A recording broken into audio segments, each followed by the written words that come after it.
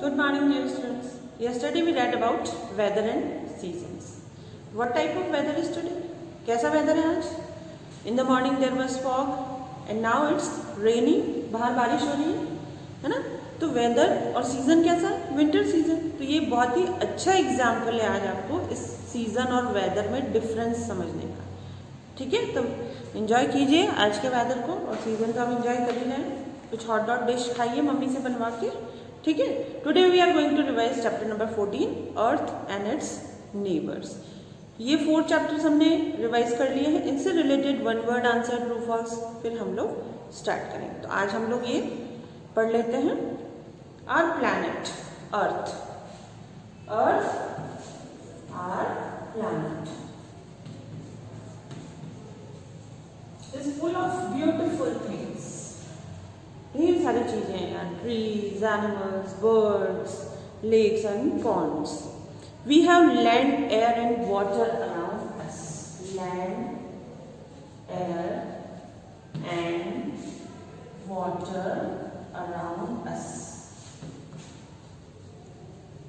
हमारे चारों तरफ लैंड है, एयर है, वाटर है.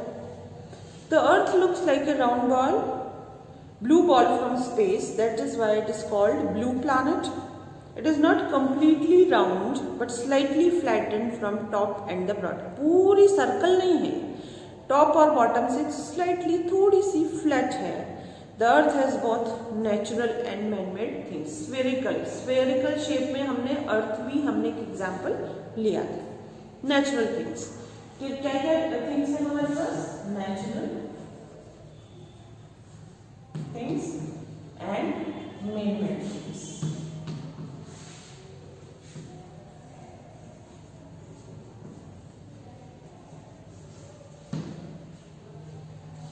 The surface of Earth is divided into 2 parts. Surface of Earth,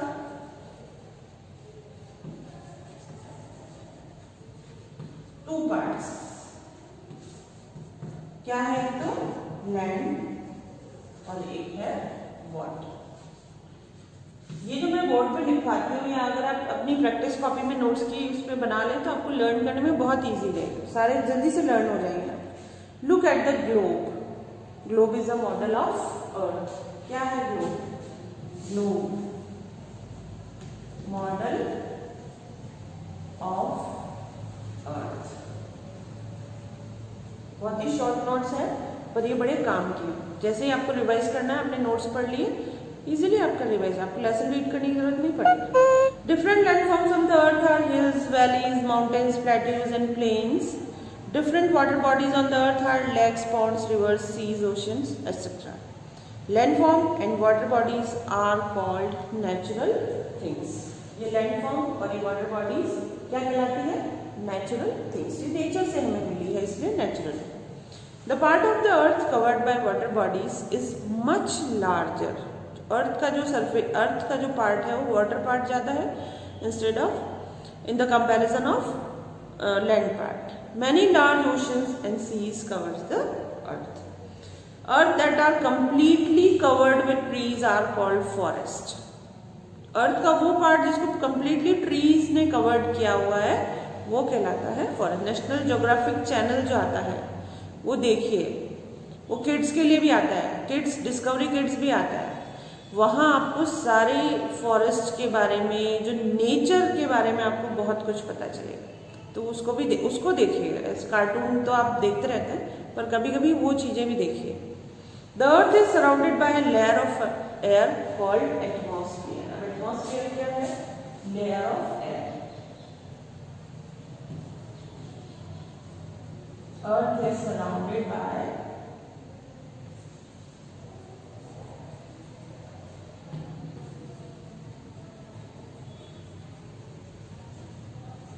a layer of air.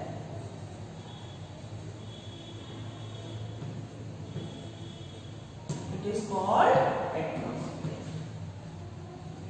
Forest completely covered with trees. Earth that are completely covered with trees. फिर आते हैं हम मैन मेड थिंग्स पे. इसमें dams, bridges, roads, ये जितना भी चीजें हैं ये सब मैन मेड थिंग्स में जो इंसानों के द्वारा बनाई गई, made by man. Man has cut forest for making these things.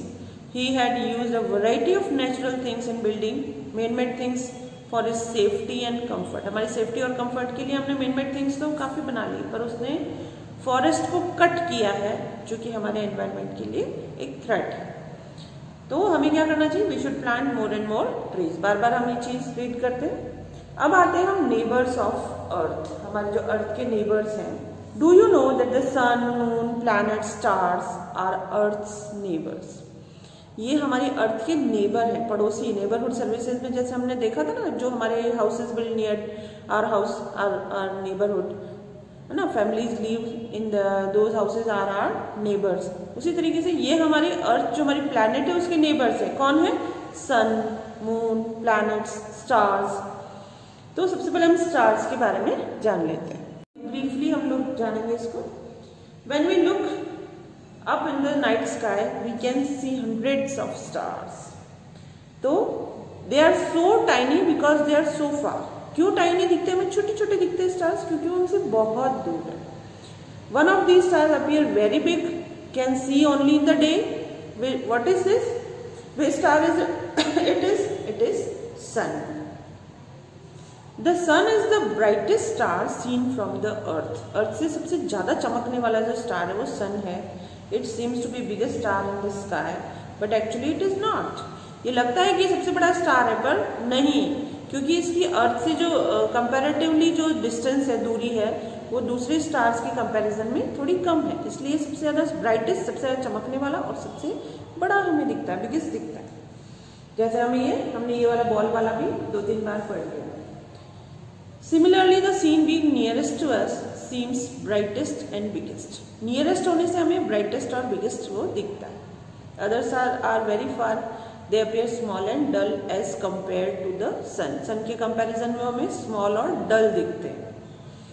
But it will take thousands of years for a rocket to reach the sun, but it cannot touch its surface. The sun is a big ball of fire. क्या है sun? Big ball of fire. It gives us heat and light. We can see the sun in the day time.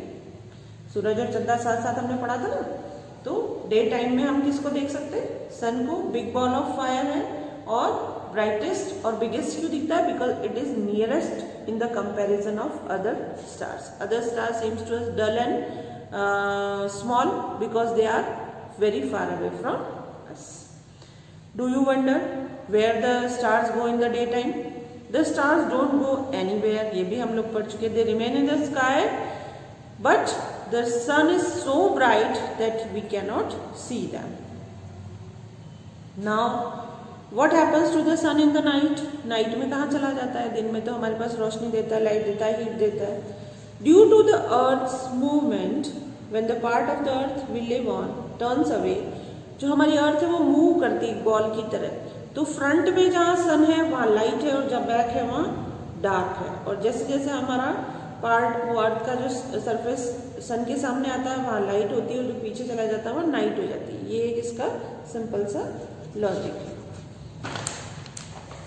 I will try to send you a video of this. Moon. The moon is our nearest neighbour. हमारा सबसे पास वाला पड़ोसी है ये. Moon shines in the night. हमने सूरज चंद्रमा में भी पढ़ा था. It does not have lights of its own. ये ध्यान रखना है. Stars have light of their own. उनकी खुद की लाइट होती है, जबकि जो मून है वो सन की लाइट को लेकर उसी को रिफ्लेक्ट करता है. उसकी कोई लाइट खुद की सेल्फ नहीं है और उसी को हम मून लाइट कहते हैं. Moon revolves around the sun. Earth revolves around the sun and the moon revolves around the Earth. ये ध्यान में रखना है. जब हमें अपीयर होता है स्काई में पूरा मून तो उसको हम कहते हैं फुल मून और पूर्णिमा. और जब नहीं दिखता है तो उसको बोलते हैं न्यू मून और अमावस्या. फिर what are the shadows on the moon. बड़ी स्टोरीज है मून की शेडो पे बड़ी कहानियां बनी हुई कि नानी माँ ने ऐसा किया था, वैसा किया था. The moon surface is like the surface of the earth. Earth की सरफेस की तरह ही है. वहां पे माउंटेन्स भी हैं, वैलीज भी हैं, लार्ज बॉल लाइक पिट्स, इनको क्रेटर्स कहते हैं. We see landform and shadows from the Earth. से हमें वो लैंडफॉर्म कैसी दिखती है? शेडोज दिखती है. जैसे मून के अंदर कोई परछाई बनी हुई, छाया बनी हुई. जैसे हमें वहां से उससे देखने से जैसे हमें अर्थ जो है हमारी ब्लू बॉल की तरह दिखती है ना, वैसे ही मून को हम अर्थ से जब देखते हैं अर्थ की सरफेस से, तो मून पे वो जो माउंटेन्स और वैलीज है वो हमें शेडोज की तरह नजर आती है। तो ठीक है, इसके थिंग्स टू रिमेम्बर पढ़ लीजिए और जो ये फोटो भेज रहे हो उसको अपनी कॉपी में लिख लीजिए, प्रैक्टिस कॉपी में, CW कॉपी में नहीं। ठीक है, फिर कल से हम लोग इसका true false one word answer इन 4 चैप्टर्स का हम लोग जो भी रिवीजन पार्ट होगा उसको पिक्चर्स वगैरह जो भी बनाना होगा हम लोग कल से स्टार्ट करेंगे। ओके बच्चों।